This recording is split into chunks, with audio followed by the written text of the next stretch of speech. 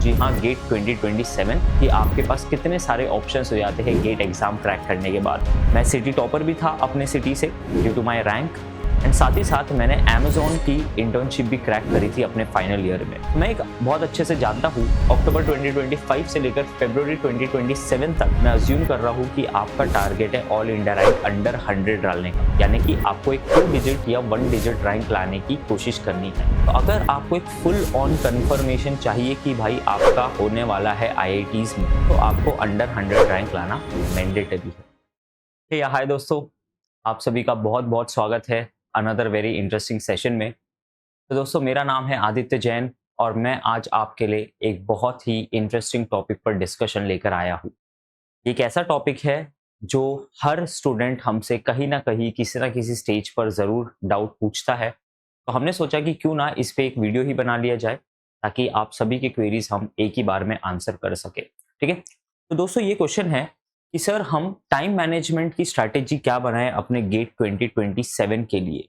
ठीक, जी हाँ, गेट 2027 यानी कि अभी आपके पास काफ़ी अच्छा टाइम है। नेक्स्ट टू नेक्स्ट ईयर आप देने वाले हैं गेट एग्जाम। ठीक है, क्योंकि गेट एक ऐसा ऑप्शन है आपके पास दोस्तों कि आप डायरेक्टली जो आपका टीयर 2 और टीयर 3 कॉलेज है वहां से आपको directly IITs and ISC Bangalore तक पहुंचने का मौका मिल सकता है। ठीक है, ये आपके पास एक स्पीडिंग टिकट है जिससे आपको वही अपॉर्चुनिटीज मिल सकती है जो एक IIT को मिलती है। सिर्फ ये डिफरेंस है कि आपको एक एग्जाम को बहुत ही अच्छे रैंक के साथ क्रैक करना है। ठीक है, मैं इस टॉपिक पे क्यों बात करने आया हूँ, क्योंकि दोस्तों मैंने खुद ने ये जर्नी को एक्सपीरियंस किया है। ठीक है, मैंने गेट 2019 में दिया था कंप्यूटर साइंस में, जो कि मेरा फर्स्ट अटेम्प्ट था और उस टाइम मैं अपने फाइनल ईयर बीटेक में था कंप्यूटर साइंस में। और वो फर्स्ट अटेम्प्ट में दोस्तों मैंने ऑल इंडिया रैंक 60 लाया था among around 1 lakh students. And उससे मुझे बहुत ज़्यादा क्लैरिटी आई कि आपके पास कितने सारे ऑप्शंस हो जाते हैं गेट एग्जाम क्रैक करने के बाद। ठीक है, मैं सिटी टॉपर भी था अपने सिटी से due to my rank and साथ ही साथ मैंने अमेज़न की इंटर्नशिप भी क्रैक करी थी अपने फाइनल ईयर में। तो मैं एक बहुत अच्छे से जानता हूँ कि एक MNC की जो जॉब होती है, ओके, वो आपको टीयर 2 और टीयर 3 कॉलेज से मिलना कितनी ज़्यादा कॉम्प्लिकेटेड होती है, क्योंकि मेरे पूरे कॉलेज से सिर्फ मैं एक अकेला स्टूडेंट था जिसको वो इंटर्नशिप हासिल हुई थी। ठीक है, तो it is not that easy and that's why we need to be at the right time at the right place. ठीक है, तो वो राइट प्लेस पर हम कैसे पहुंच सके उसी के बारे में आज हमारा ये डिस्कशन रहने वाला है। तो चलिए स्टार्ट करते हैं। तो पहली चीज तो ये कि भाई टाइमलाइन समझ लो। ठीक है, क्योंकि हम गेट 2027 के लिए टारगेट कर रहे हैं, तो हम एकदम कोई अननेसेसरी जल्दबाजी में नहीं है कि भाई कैसे तो भी बस गेट क्रैक करके कैसे तो भी एग्जाम दे देनी है, कैसे तो भी प्रिपरेशन कर लेनी है। नहीं, हमारे पास एक बहुत अच्छा टाइम है। ठीक है, सच बताऊं आपको तो मोर देन इनफ टाइम है आपके पास। जैसे मैंने जब गेट की प्रिपरेशन किया था, मैंने 6 से 7 महीने ही प्रिपरेशन किया था एंड उसमें भी मैंने ऑल इंडिया रैंक 60 ला लिया था। ऑल्दो मैंने हर दिन 12 से 13 घंटे पढ़ाई करी थी, जो कि हर स्टूडेंट से एक्सपेक्ट नहीं किया जा सकता है। तो इसलिए अगर आप एक नॉर्मल स्टूडेंट भी हो तो आपके पास 16 मंथ्स है दोस्तों। अभी आपका अक्टूबर 2025 से लेकर फरवरी 2027 तक आपके पास कुल मिलाकर 16 महीने हैं अप्रोक्सीमेटली। ठीक है, तो इस टाइम को हम कैसे यूटिलाइज कर सके आज उसी के बारे में हम चर्चा करने वाले हैं। ठीक है, ओके, अब हमारा टारगेट क्या है। तो दोस्तों टारगेट सबका डिफरेंट डिफरेंट होता है। ठीक है, लेकिन मैं जिस टारगेट ऑडियंस की बात कर रहा हूँ वो अंडर 100 रैंक वाली स्टूडेंट्स है। ठीक है, मैं यहाँ क्वालिफिकेशन की बात नहीं करने वाला, मैं यहाँ NITs की बात नहीं करने वाला, मैं यहाँ कुछ भी अननेसेसरी रैंक की बात नहीं करने वाला। ठीक है, मैं जिन भी लोगों से बात कर रहा हूँ मैं अज्यूम कर रहा हूँ कि आपका टारगेट है ऑल इंडिया रैंक अंडर 100 डालने का, यानी कि आपको एक 2 डिजिट या 1 डिजिट रैंक लाने की कोशिश करनी है। ठीक है, अब मैं जब खुद की बात करता हूँ तो मेरा भी टारगेट था ऑल इंडिया रैंक अंडर 100 लाने का, जो कि मैंने अचीव किया। इसका सिंपल रीजन ये है कि अगर आप एक जनरल कैटेगरी से बिलोंग करते हो, तो अगर आपको एक फुल ऑन कंफर्मेशन चाहिए कि भाई आपका होने वाला है IITs में, तो आपको अंडर 100 रैंक लाना मैंडेटरी है। अगर आप एक नॉर्मल कॉलेज से करना चाहते हैं एमटेक, तो फिर अंडर 100 रैंक टारगेट करना ज़रूरी नहीं है। लेकिन अगर आपकी एक्सपेक्टेशन है कि यार मैं IIT बॉम्बे जाऊँ, ISC बैंगलोर जाऊँ, तो फिर आपको ये रैंक लाना मैंडेटरी होता है। ठीक है, जैसे कि मुझे हमेशा से IIT बॉम्बे से पढ़ना था मेरा बहुत क्लियर टारगेट था कि भाई अगर मैं एमटेक करूंगा तो मैं आईआईटी बॉम्बे से करूंगा, वरना नहीं करूंगा, सिंपल। इसका मतलब ये नहीं है कि मैं बाकी कॉलेजेस को इतनी इंपॉर्टेंस नहीं देता हूँ, बट सबका अपना अपना एक ड्रीम होता है, राइट। तो मेरा ऐसा था कि यार जाना तो आईआईटी बॉम्बे है, अब आईआईटी बॉम्बे जाने के लिए अंडर 100 रैंक लाना मैंडेटरी है। तो ऑटोमेटिकली मेरा जो फिल्टर हो गया वो हो गया कि भाई टारगेट करो अंडर 100 रैंक। मेरे पास और कोई ऑप्शन नहीं बचा, ठीक है। तो आपको रिवर्स ऑर्डर में आना है। पहले आपको आपका टारगेट सेट करना है और उसके बेसिस पे आपको पता चल जाएगा कि आपके पास कितना टारगेट, आपके पास कितना रैंक लाने की अपॉर्चुनिटी है। सेकेंड बात कि कैटेगरी वाइज भी आपको थोड़ा सा प्लान करना होगा, क्योंकि बहुत स्टूडेंट्स में देखता हूँ कि वो क्रिब करते हैं, अरे सर मेरी तो ये कैटेगरी है इसलिए मेरा नहीं हो पाया। दोस्तों क्रिब करने के कोई फायदा नहीं है, ठीक है। आपको एक्सेप्ट करना होगा, ठीक है। आपको एग्जाम देने के पहले ही बता दिया गया है कि भाई ये कैटेगरी को इतने मार्क्स लाने हैं, इतने रैंक लाने हैं, ठीक है। आपको पता है कि जनरल कैटेगरी का यूजुअली कट ऑफ हाई होता है, तो बाद में क्रिब करके कोई फायदा नहीं, ठीक है। मैं आपको एकदम ऑनेस्टी के साथ बता रहा हूँ, मैं आपको सिंपैथी देने नहीं आया हूँ, मैं आपको रैंक दिलाने आया हूँ। मैं आपको ऑनेस्टी के साथ बता रहा हूँ कि जो भी इंसान क्रिब करता है वो बहानेबाजी है, ठीक है। क्रिप करके ना आपका कुछ फायदा होगा ना किसी का कुछ फायदा होगा, सिर्फ आपकी अपॉर्चुनिटी चले जाएगी, ठीक है। तो जब आपको बोल दिया गया है कि भाई अंडर 100 रैंक लाओ और जो कॉलेज चाहिए, जिस कॉलेज पे आप हाथ रखोगे वो कॉलेज आपका, बस फिर इससे ज्यादा आपको और क्या क्लैरिटी चाहिए, ठीक है। तो हमें पता है कि हमें इतना रैंक लाना है, अब कैसे लाना है वो हमारी प्रिपरेशन पर डिपेंड करता है। तो ये जो आपके 16 मंथ्स की टाइमलाइन है, ठीक है, 2025 अक्टूबर यानी कि इस साल के अक्टूबर जो अभी चल रहा है, अभी से लेकर आपके पास फरवरी 2027 जब आपका गेट एग्जाम रहेगा तब तक का आपके पास टाइम लिमिट है। तो इसको आप कैसे यूटिलाइज कर सकते हैं, इसके लिए हमने फेज वाइज मैनर में यहाँ पर बकेटिंग की है, ठीक है। तो चलिए एक एक करके हम फेजेस को समझते हैं। तो पहला हमारा जो फेज है वो स्टार्टिंग फेज है, ठीक है। क्योंकि आप जानते हो कि भाई इंजन को चालू होने में थोड़ा वक्त लगता है, एकदम से आप टॉप स्पीड 200 पे गाड़ी को नहीं भगाते हो, धीरे धीरे धीरे धीरे मोमेंटम बिल्ड करते हो, ठीक है। तो उसी तरह जो हमारा पहला फेज है वो हमें मोमेंटम बिल्ड करने में हेल्प करेगा, ठीक है। तो इसलिए हम यहाँ पर एक वीकली प्लान का एग्जाम्पल लेकर आए हैं आपके लिए। अब इसका मतलब ये नहीं है कि आपको ये कैसे भी करके फॉलो करना है, नो। अगर आपको लगता है कि आप इससे बेटर कुछ कर सकते हो, अगर आपको लगता है कि आपके शेड्यूल में इससे बेटर कुछ चीज फिट होती है, तो feel free to do that, ठीक है। It's not mandatory for you to follow something like this, okay. लेकिन there should be a plan.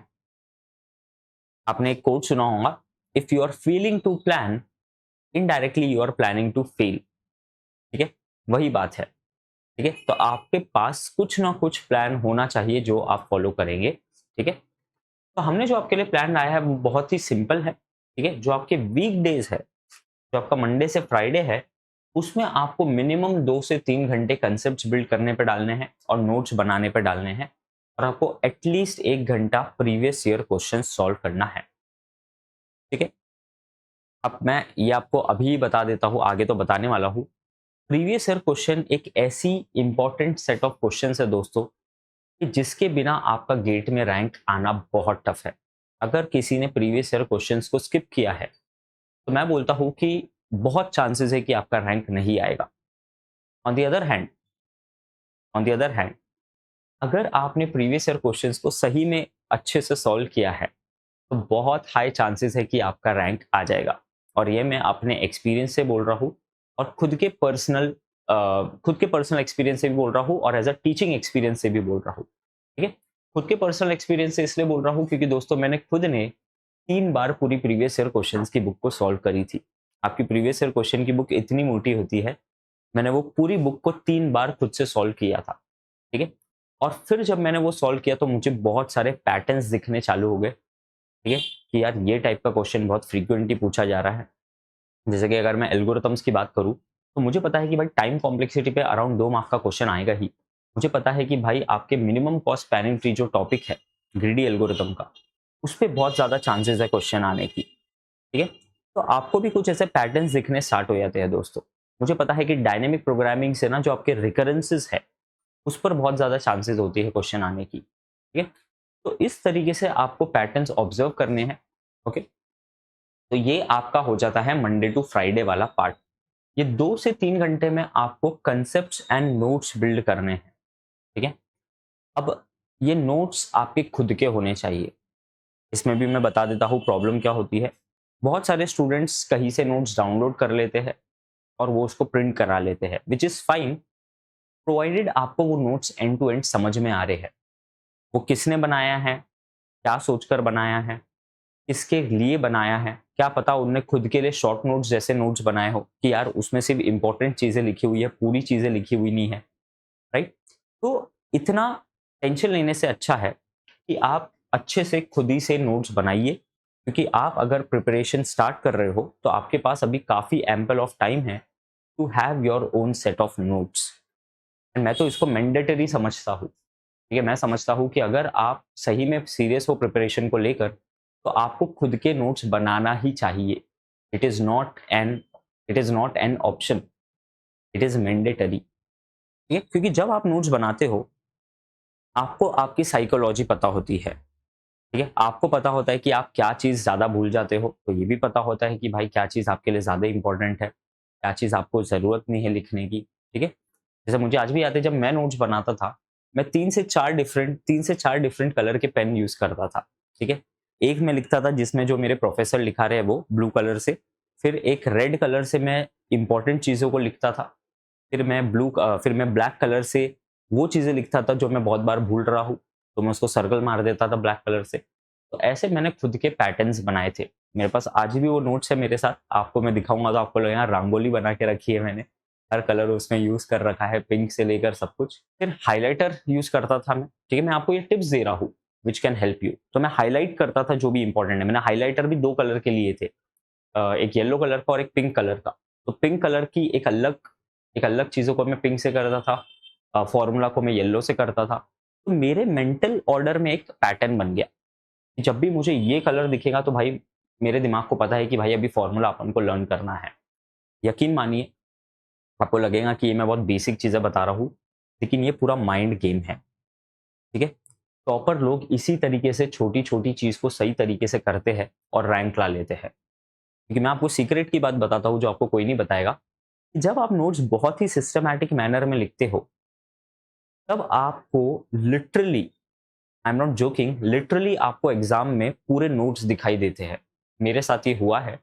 मैंने इतने बार अपने नोट्स को एक प्रॉपर सीक्वेंस में पढ़ा था कि जब भी मैं एक फॉर्मूला इमेजिन करता था मुझे उसके आजू-बाजू के सेंटेंस भी मेंटल मॉडल में दिखने लगते थे। मुझे पता होता था कि इसके नीचे ये था, इसके नीचे ये लिखा हुआ था, इसके नीचे ये फॉर्मूला था, ये फॉर्मूला में ये पैरामीटर्स थे, ये पैरामीटर का ये डिस्क्रिप्शन था, ठीक है? तो बहुत, बहुत कॉमन है ये स्किल बहुत कॉमन है अगर आप किसी भी टॉपर से पूछेंगे तो। वो एक पूरा पैटर्न बना लेते हैं दिमाग में। एंड इसके लिए बहुत ज़रूरी है कि जो आप नोट्स बना रहे हो, वो आपके खुद के होने चाहिए, ठीक है? सेकंड पॉइंट पे आते हैं कि सैटरडे 2 घंटे न्यूमेरिकल या प्रीवियस ईयर क्वेश्चंस करना है और 1 आवर रिवीजन करना है, ठीक है? 2 घंटे न्यूमेरिकल एंड 2 घंटे प्रीवियस ईयर क्वेश्चन मैं तो आपको ये सजेस्ट करूँगा, ठीक है? अब यहाँ पर न्यूमेरिकल्स कौन से करने हैं?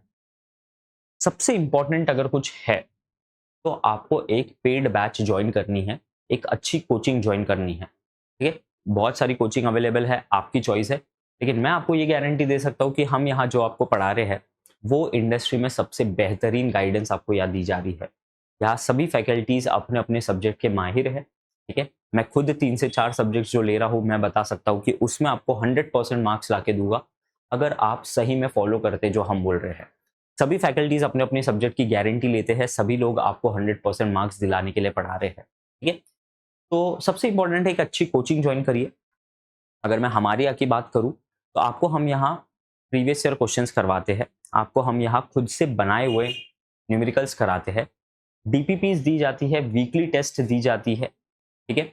और आपको हम साथ ही साथ उसके वीडियो सॉल्यूशंस भी प्रोवाइड करते हैं, ठीक है? ताकि आपको एक भी परसेंट डाउट ना हो, क्योंकि कभी-कभी होता है कि टेक्स्ट सॉल्यूशन से आपको समझ में नहीं आता है कि ये क्या लिखा है, ये क्यों लिखा है।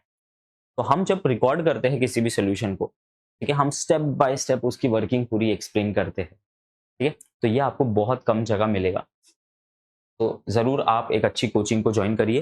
फिर वीकली टेस्ट कंडक्ट कराई जाती है हमारे यहाँ, जो कि वीकली आपका एक कंटिन्यूअस इवैल्यूएशन होता है।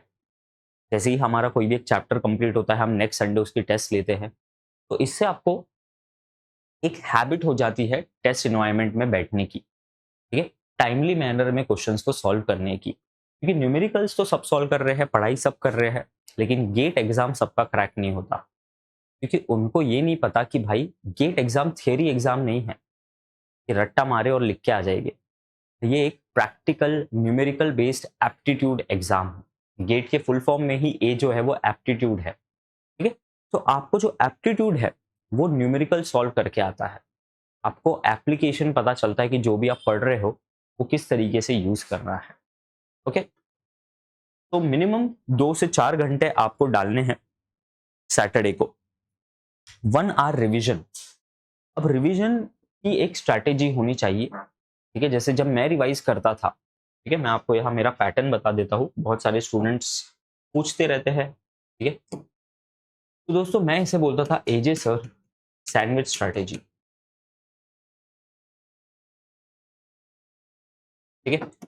आप लोगों ने सैंडविच तो खाया ही होगा, ठीक है। बस वही सैंडविच को हमें पढ़ाई में अप्लाई करना है।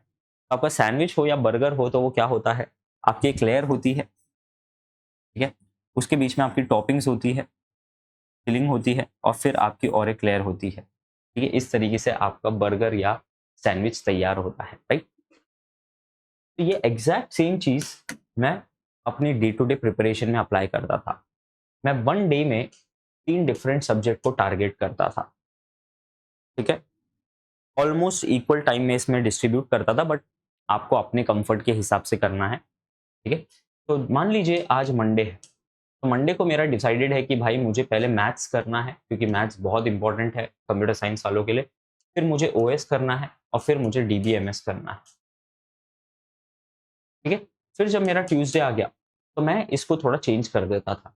मैं यहाँ एप्टीट्यूड पिक कर लूंगा, ठीक है, फिर मैं यहाँ सीएन पिक कर लूंगा, और फिर मैं यहाँ मान लीजिए टीओसी पिक कर लूंगा, ठीक है। अब इसका लॉजिक क्या है, इसके 2 लॉजिक है। पहला लॉजिक ये है कि अगर आप नोटिस करोगे तो 2 दिन में मैंने ऑलमोस्ट 6 सब्जेक्ट का नॉलेज कंज्यूम किया है। ओके, 2 दिन के अंदर मैंने ऑलमोस्ट 6 सब्जेक्ट्स को टच ऑन किया है, ठीक है। तो मेरे दिमाग में हर सब्जेक्ट बहुत एक्टिव है, ठीक है। ऐसा नहीं है कि भाई सदियों पहले पढ़ा है और भूल गए हैं। ये बहुत बड़ा एडवांटेज है, क्योंकि गेट एग्जाम में आपको जब क्वेश्चन आएंगे वो मिक्स होकर आएंगे। कोई भी क्वेश्चन ऐसा लिख कर नहीं आएगा कि भाई ये ओएस का इस टॉपिक का क्वेश्चन है, ठीक है, ये एप्टीट्यूड का इस टॉपिक का क्वेश्चन है, ये एल्गोरिथम्स का, ये ग्रीडी एल्गोरिथम्स में आपका मिनिमम कॉस्ट स्पैनिंग ट्री का क्वेश्चन है। ऐसा नहीं आएगा, वो आपको रैंडम ऑर्डर में क्वेश्चंस आएंगे। It's very important for you to have active knowledge about each and every subject, ठीक है। तो ये इस स्ट्रैटेजी का सबसे ज्यादा फायदा है। और दोस्तों ये वही स्ट्रैटेजी है जिससे मैंने ऑल इंडिया रैंक 60 लाया है, ठीक है। तो मैं आपके साथ एकदम ऑनेस्टी के साथ ट्रांसपेरेंटली आपको मेरी स्ट्रैटेजी बता रहा हूँ, ठीक है। सेकंड फायदा इसका ये है कि आप एक दिन में जब 3 सब्जेक्ट पढ़ लेते हैं, मान लीजिए ये 2 दिन है, 1 2 3, इससे फायदा ये होता है कि आपको एक क्या बोलना चाहिए, एक अच्छा मोमेंटम डेवलप होता है through out the day. For example, आप कोई भी जब सब्जेक्ट पढ़ते हो तो आपका एकदम ऐसा नॉलेज बढ़ता है और फिर वो एक पीक के बाद ड्रॉप होना स्टार्ट होता है। ये स्टैंडर्ड नॉर्मल कर्व बन जाता है आपका, ठीक है। क्योंकि आप एक पीक तक के उसको पढ़ पाते हो, फिर आपको बोरिंग लगने लगता है और फिर आपका मोमेंटम ड्रॉप हो जाता है, ठीक है। आप कोशिश करिएगा, बहुत सारे स्टूडेंट के साथ ये होता है। लेकिन जब आप 3 सब्जेक्ट पढ़ रहे हो तो आपका जब एक सब्जेक्ट में पीक आता है, ठीक है, और वो जैसे ही ड्रॉप होने आता है, आप बोर हो रहे हो, आप दूसरा सब्जेक्ट पिक करके उसको वापस से ऊपर लेके जाओ, तीसरा सब्जेक्ट पिक करके वापस से ऊपर लेके जाओ, तो आपके दिमाग को एक इनपुट मिलता है कि वाह यार कुछ नया पढ़ रहे हैं आज हम, ठीक है, आज हम वही घिसी पिटी बोरिंग चीज नहीं पढ़ रहे, ठीक है। There are many advantages of this cyclic manner. तीसरा एडवांटेज भी बता देता हूँ, जो कि शायद आपके लिए एडवांटेज ना हो बट मेरे लिए तो था। तो मैं क्या प्लान करता था, ये सैंडविच स्ट्रैटेजी में जो मिडिल सब्जेक्ट था, ये मेरा एक टफ सब्जेक्ट हुआ करता था, जो मुझे पर्सनली टफ लगता है। ये मेरा एक इजी सब्जेक्ट हुआ करता था, और ये भी मेरा एक कंफर्टेबल सब्जेक्ट हुआ करता था, ठीक है। अब यहाँ पर इजी को मैं न्यूमेरिकल से भी रिप्लेस कर सकता हूँ। देखो दोस्तों, सब सब एग्जाम क्रैक करना ना आपको अपने बारे में समझने का खेल है, सेल्फ अवेयरनेस का खेल है अगर आप देखा जाए तो। ठीक है, जिस दिन आपको अपने बारे में पता चल गया कि भाई मुझे ये मेरे ये एडवांटेजेस है, मेरे ये डिसएडवांटेजेस है, मैं ये मिस्टेक कर रहा हूँ, ठीक है, उससे बेहतरीन आपको शायद ही कोई स्ट्रैटेजी हेल्प करेगी। फॉर एग्जाम्पल, मैं एक मॉर्निंग पर्सन हूँ, ठीक है, मैं अराउंड 4 बजे उठ के पढ़ाई स्टार्ट कर देता था। 4 AM इन द मॉर्निंग मैं पढ़ाई को स्टार्ट कर देता था। ठीक है, तो होता क्या था कि मुझे जल्दी नींद आने लगती थी रात में। तो मान लीजिए अगर मैं एक थियोरेटिकल सब्जेक्ट पढ़ रहा हूँ, फॉर एग्जाम्पल कंप्यूटर नेटवर्क्स या कंप्यूटर आर्किटेक्चर, उसमें चलो उसमें तो भी क्वेश्चन है, कंप्यूटर नेटवर्क्स पढ़ रहा हूँ जो कि थोड़ा ज़्यादा थियरी है, तो मुझे बहुत ज़्यादा नींद आने लगती थी। ऑब्वियसली बात है, मैं भी इंसान हूँ, रोबोट तो हूँ नहीं, राइट। तो मैंने पैटर्न ऑब्जर्व किया और मैंने डिसाइड किया कि भाई अब ना मैं रात को न्यूमेरिकल सॉल्व करूंगा। इससे क्या होता है, इससे मेरे दिमाग को एक थ्रिल रहता है, एक टाइम लिमिट के अंदर क्वेश्चन सॉल्व करने का एक मोमेंटम बिल्ड होता है। तो मेरी टाइम बहुत अच्छे से यूटिलाइज होना चालू हुआ और मैंने फिर अपने वो सब्जेक्ट को मिडल में प्लेस किया। ठीक है, ताकि भाई स्टार्टिंग में मैंने मोमेंटम बिल्ड किया है, तो अब मेरे दिमाग को एक रिस्पॉन्स मिल चुका है कि भाई आज की पढ़ाई तो हो गई है।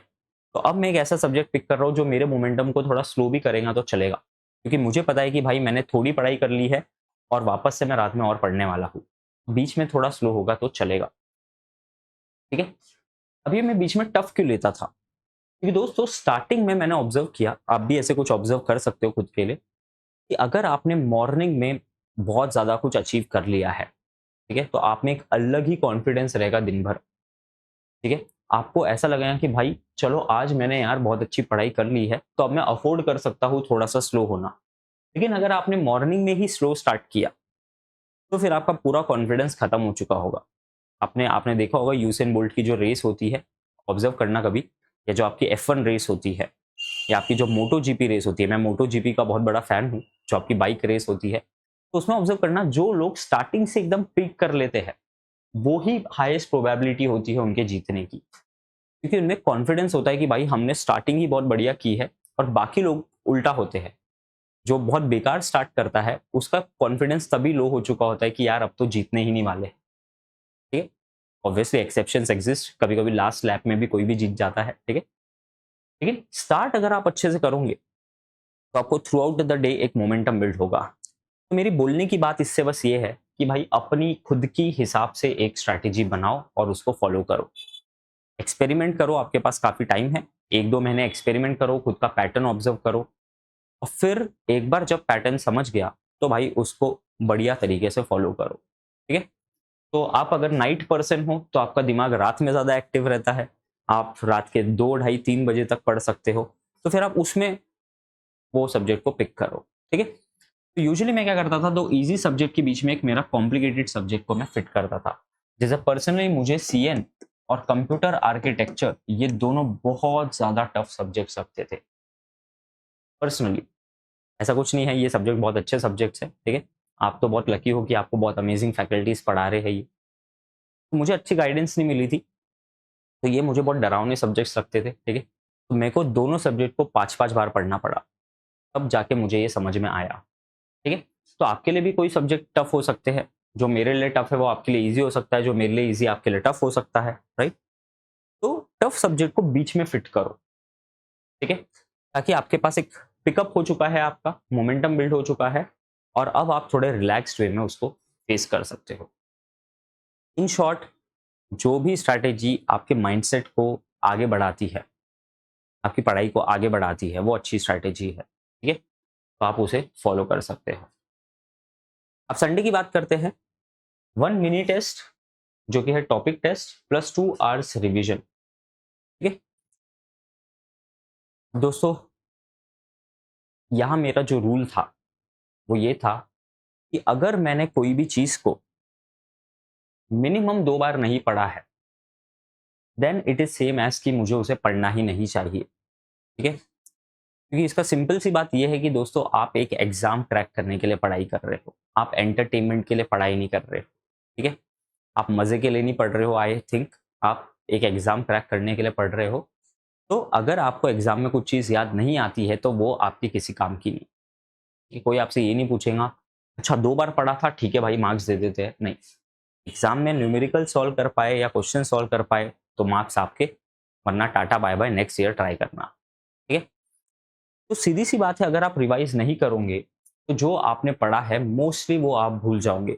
अगर आप एक नॉर्मल स्टूडेंट हो तो, अगर आप आइंस्टाइन वाले स्टूडेंट हो तो ऑब्वियसली आपको मेरा सेशन भी सुनने की जरूरत नहीं है, आप जो फॉलो करो आप कर लोगे। ठीक है, तो revision is equally important as it is to study something new. ठीक है, नया कंज्यूम करना जितना ही इंपॉर्टेंट है, पढ़े हुए को वापस से पढ़ाई करके उसको कॉन्क्रीटाइज करना, उसको परमानेंट करना। ठीक है, तो रिवीजन आपको हर दिन करना चाहिए थोड़ा बहुत तो। ठीक है, यहाँ भी मैं अगर आपके जगह होता तो 1 घंटे तो भी रिवाइज करा होता, बट ठीक है, आपको जो कंफर्टेबल हो। लेकिन सैटरडे संडे तो रिवीजन बिल्कुल भी स्किप नहीं करना है। ओके, अब ये मिनी टेस्ट क्या है, इसके लिए आपके पास मल्टीपल ऑप्शंस है। मैं सजेस्ट करूंगा कि आप इस साल की टेस्ट सीरीज ज्वाइन कर लो किसी की। हमारी भी टेस्ट सीरीज बहुत बढ़िया है, बट ठीक है, आपकी जो इच्छा है आप वो ज्वाइन करो, और उसकी जो टेस्ट है वो टॉपिक वाइज टेस्ट देना स्टार्ट करो। मान लो आज आपने डेटा स्ट्रक्चर्स में ट्री डेटा स्ट्रक्चर कंप्लीट किया है, तो यहाँ से ट्री डेटा स्ट्रक्चर का टेस्ट उठाओ, कंप्लीट करो। ओएस में मान लो आपने सीपीयू शेड्यूलिंग कवर किया है, तो उसके क्वेश्चंस उठा के सॉल्व करो। इससे आपका एक एक टॉपिक स्ट्रॉन्ग होना स्टार्ट हो जाएगा। और दोस्तों, गेट एग्जाम एक्चुअली इसी तरीके से काम करती है। ठीक है, अगर आपको मंथ्स को अचीव करना है, ठीक है, तो आपको इसको 4 वीक्स को अचीव करना पड़ेगा। वीक 1, वीक 2, वीक 3 और वीक 4। ठीक है, आपको ये 4 पार्ट में इसको ब्रेक करना पड़ेगा। Each week you have to divide in day 1, day 2 up till day 7। It is called divide and conquer, ये मैं एल्गोरिथम्स में पढ़ाता हूँ। ठीक है, आप जितने ग्रैनुलर लेवल पर एक चीज को तोड़ोगे आपको उतनी ज्यादा क्लैरिटी आएंगी। ठीक है, जैसे कि मेरे पास आज भी वो नोटबुक अवेलेबल है, डायरी, जिसमें मैं हर दिन के अपने टास्क लिखता था कि आज ओएस का ये टॉपिक पढ़ना है, आज डीबीएमएस का नॉर्मलाइजेशन पढ़ना है। ठीक है, तो इससे क्या होता था कि मुझे क्लैरिटी रहती थी कि भाई मैं सेम ही सब्जेक्ट को बार बार तो नहीं पढ़ रहा हूँ, मैं सेम ही टॉपिक को तो नहीं पढ़े जा रहा हूँ बार बार। ठीक है, तो this is very very very important. मैं बहुत सारे स्टूडेंट्स को जानता हूँ जो भाई सिर्फ डीबीएमएस ही पढ़ते रहेंगे सातों दिन, क्योंकि उनको वो सब्जेक्ट अच्छा लगता है। कुछ सब्जेक्ट सिर्फ एल्गोरिथम्स ही पढ़ेंगे सातों दिन, क्योंकि सर हमको तो वो अच्छा लगता है। अरे भाई, उससे 10 मार्क ही आएंगे मैक्सिमम, बाकी सब्जेक्ट भी पढ़ो। ठीक है, आपको तो पूरे 10 सब्जेक्ट में माहिर बनना है, तब जाके आपका रैंक आएगा। तो दोस्तों, थोड़ा कॉमन सेंस है, लेकिन यही चीज यही चीज एक टॉपर में और एक नॉर्मल स्टूडेंट में डिफरेंस क्रिएट करती है। टॉपर क्या करते हैं, वेल प्लान्ड वे में पूरा अच्छा प्लान बना के चलते हैं। ठीक है, थोड़ा बफर टाइम रखते हैं 3-4 दिन का यहाँ पर, तो एक वीक को अचीव कर लिया, दूसरे वीक को भी अचीव कर लिया, इसको भी, तो यानी कि आपने ये पूरे मंथ को अचीव कर लिया। ठीक है, तो इस तरीके से कॉर्पोरेट में जैसा काम होता है कि अगर आपने टाइमलाइन के हिसाब से करा तो आपका project with in time complete होना गारंटी है, तो आपका रैंक भी आना गारंटी है। ठीक है, लेकिन अगर आप रैंडम करोगे, भाई आज ये पढ़ लेते हैं, कल ये इच्छा हो रही है, परसों वो इच्छा हो रही है, तो इच्छा के चक्कर में आप क्वालिफाई करके रह जाओगे, रैंक नहीं ला पाओगे। तो सोचिएगा इसके बारे में। ठीक है, मैं जो आपको चीजें बता रहा हूँ ये मैंने खुद ने इंप्लीमेंट की है। ठीक है, चलिए अब आते हैं फेज 1, जो एक्चुअल फेज 1 है, जो मैंने पिछला लिखा था उसको बाइफर्केट करा है। तो हम एक्सपेक्ट कर रहे हैं कि अक्टूबर 2025 से मार्च 2026 तक, यानी कि आपका जो इस साल का गेट है उसका रिजल्ट आने तक, ठीक है, you have to cover all the subject once with focus on concept theory plus basic problem solving. Basic problem solving यानी कि 1 टाइम प्रीवियस ईयर क्वेश्चंस तो हो ही जाने चाहिए। ठीक है, ठीक है, हाँ। अब अगर इसको मैं फर्दर बाइफर्केट करके दूं आपको, ठीक है, तो अक्टूबर से नवंबर तक के 1 से 2 इजी मीडियम सब्जेक्ट्स कवर करो। ठीक है, यहाँ मैंने कंप्यूटर साइंस के पर्सपेक्टिव से लिखा है थोड़ा। ठीक है, तो engineering maths plus digital logic या नेटवर्क थ्योरी कुछ कर लो कवर। ठीक है, इलेक्ट्रॉनिक्स में, और फिर दिसंबर एंड जनवरी में आप 4 सब्जेक्ट्स कवर कर सकते हो, ठीक है। लाइक डेटा स्ट्रक्चर्स, एल्गोरिथम्स, या आपके इलेक्ट्रॉनिक्स या इलेक्ट्रिकल के हिसाब से आप जो भी आपके सब्जेक्ट्स है वो कर सकते हैं, ठीक है, depending on your branch. Point ये है कि इतनी गारंटी है कि भाई एप्टीट्यूड और मैथ्स आपको बहुत ज़्यादा गेट में हेल्प करेगा, तो ये सब्जेक्ट्स आपके चलते रहने चाहिए, ठीक है। तो मैं इनको as a ritual, as a habit follow करता था कि दिन में आधा घंटा तो एप्टीट्यूड सॉल्व भी करना है कभी भी। मैं जब कॉलेज जाता था तो लास्ट बेंच पे बैठ के मैं प्रीवियस ईयर क्वेश्चन सॉल्व करता था एप्टीट्यूड के। और इसकी खास बात यह है कि ये आपको प्लेसमेंट्स क्रैक करने में भी हेल्प करता है, ठीक है। प्लेसमेंट में भी आपके एप्टीट्यूड के क्वेश्चन पूछे जाते हैं, तो वहां भी आपको हेल्प मिलेगी, ठीक है। फिर आपको जो फेब से लेकर अप्रैल तक का प्लान है, इसमें आप रिमेनिंग सब्जेक्ट्स को टारगेट करो, जैसे कि आपका ऑपरेटिंग सिस्टम्स हो गया, ठीक है, या टीओसी हो गया, what, okay. And you can revise your weak areas. अब ये भी बहुत इंपॉर्टेंट पॉइंट है। हमें हमेशा सिखाया जाता है कि focus on your strengths, don't focus on your weakness, right.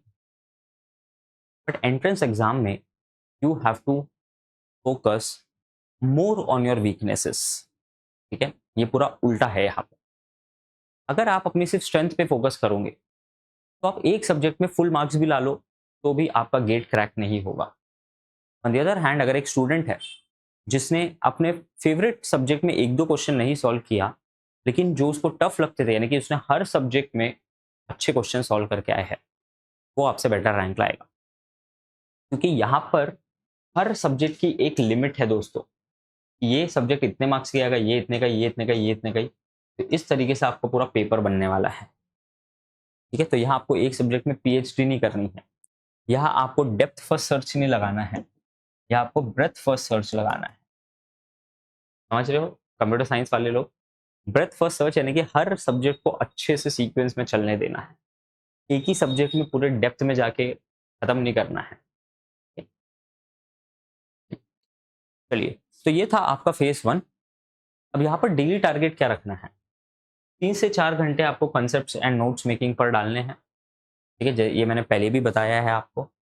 1 घंटा numerical plus previous year questions, मैंने आपको बोला है आपका एक बार आपकी पूरी प्रीवियस ईयर क्वेश्चंस की बुक सॉल्व हो जानी चाहिए, रैंक लाना है तो मैंडेटरी है, ठीक है। And make short notes, formula sheets from day 1। इसका रीजन क्या है? अल्टीमेटली जब आप गेट एग्जाम के लिए पढ़ रहे हो तो आप एग्जाम के पहले हर चीज नहीं रिवाइज कर सकते, ठीक है। सो इट इज इंपॉर्टेंट कि आपके पास एक क्यूमुलेटिव मैनर में, कंसाइज मैनर में आपके पास पूरा कंटेंट अवेलेबल हो, ताकि आप एक एक दिन में, दो दो दिन में एक सब्जेक्ट को रिवाइज कर सको, ठीक है। अल्टीमेटली आपको पूरी बुक पढ़ने का टाइम नहीं है, ठीक है। तो जब तक आप अपने नोट्स को कंसाइज नहीं बनाओगे, मुझे आज भी याद है कि मैं लिटरली अपने नोट्स के पेजेस फाड़ने लग जाता था कि भाई ये पेज हो गया खत्म, ये पेज इंपॉर्टेंट है, तो इसको मैं निकाल के एक डायरी में स्टोर करके रखता था, बंद करके रखता था। और जो पेज बिल्कुल मुझे वापस नहीं पढ़ना, उनको मैं काट डालता था। एंड में तो मैंने लिटरली पूरा पेन से काट दिया था, क्योंकि मुझे कॉन्फिडेंस नहीं आ रहा था, मैं बार बार वही पढ़ रहा आ रहा था। फिर मैंने डिसाइड किया भाई बार बार पढ़ना तो पॉसिबल है नहीं, काट डालो इसको, खत्म करो इसको, अब हो गया ये, ठीक है। तो आपको भी इस तरीके से सोचना होगा, ओके। चलिए, अब आते हैं फेज 2 पर, ठीक है। यहाँ पर हमें स्ट्रेंथनिंग करनी है कंसेप्ट्स को एंड प्रीवियस ईयर क्वेश्चंस को मास्टर करना है।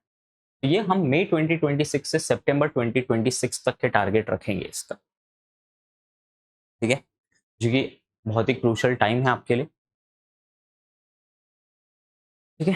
तो यहाँ हमें प्रीवियस ईयर क्वेश्चंस को मास्टर करना है एंड अपनी प्रॉब्लम सॉल्विंग स्किल्स को बढ़ाना है, ठीक है, स्ट्रेंथन करना है।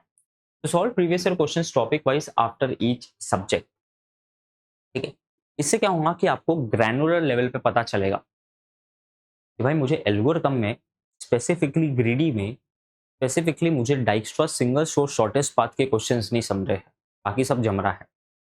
तो आपका जो डर है कि यार मुझे एल्गोरिथम्स नहीं जम रहा है, मुझे डीबीएमएस नहीं जम रहा है, आपको पता चलेगा कि यार वो एक दो टॉपिक ही नहीं जम रहा है आपको, बाकी सब जम रहा है, तो आप उस पर फोकस कर सकते हो। Okay, attempt subject wise mini test after completing a subject, very very important.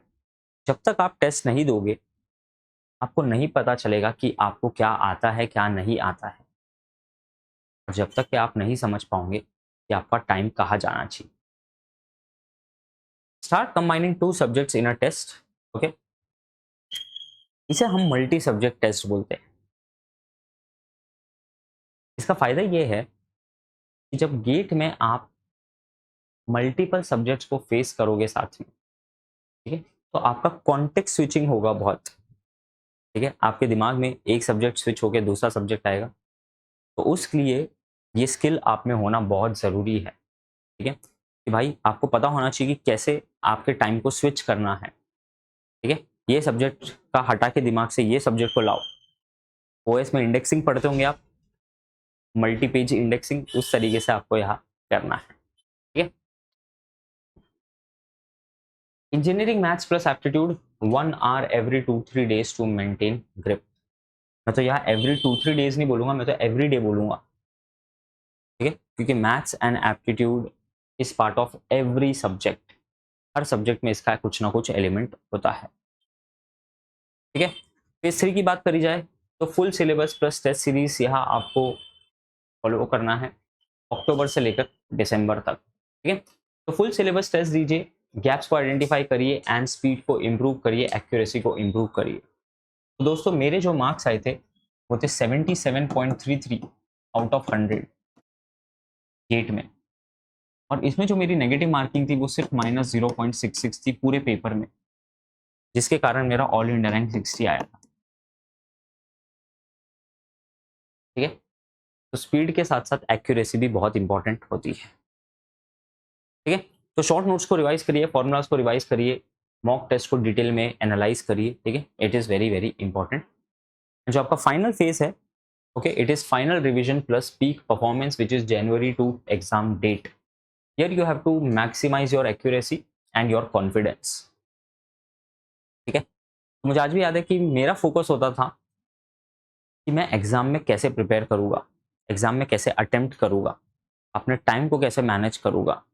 अब ये पढ़ाई वाला टाइम नहीं रह गया है। ठीक है, अब ये एग्जाम इन्वायरमेंट को प्रैक्टिस करने का टाइम रहेगा है। ठीक है, no new material should be studied in the last 2 weeks, in fact मैं तो बोलूंगा लास्ट 4 वीक्स में, आखिरी महीने में कुछ नया नहीं पढ़ना है, फालतू कंफ्यूज नहीं होना है। ठीक है, एंड या तो रिसोर्सेज टू यूज, आपके पास स्टैंडर्ड बुक्स है दोस्तों, आपके पास यूट्यूब चैनल है या कोडिंग कंटेंट है, सॉरी कोचिंग कंटेंट है, आपके पास प्रीवियस ईयर क्वेश्चन है, और आपके पास मॉक टेस्ट है। ये सभी मैंने आपको बोल रखा है। ठीक है, you can have a look and you can decide what's the best for you.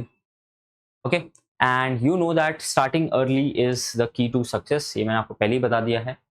Previous year questions पे फोकस करिए क्योंकि गेट रिपीट करता है पैटर्न्स को। ठीक है, रिवाइज योर ओन नोट्स, इस पे भी मैंने फोकस करा है, एंड मैंने आपको बोला है कि भाई कंसिस्टेंट रहना है। ठीक है, आपका किसी दिन कम किसी दिन ज़्यादा प्रिपरेशन होगा, लेकिन एक कंसिस्टेंसी मेंटेन करिए। ठीक है, तो इसी के साथ दोस्तों that's all from my side. ठीक है, I really really hope that this guidance will help you. Okay, thank you so much. My name is Aditya Jain and I wish you all the very best and a great success ahead. Take care.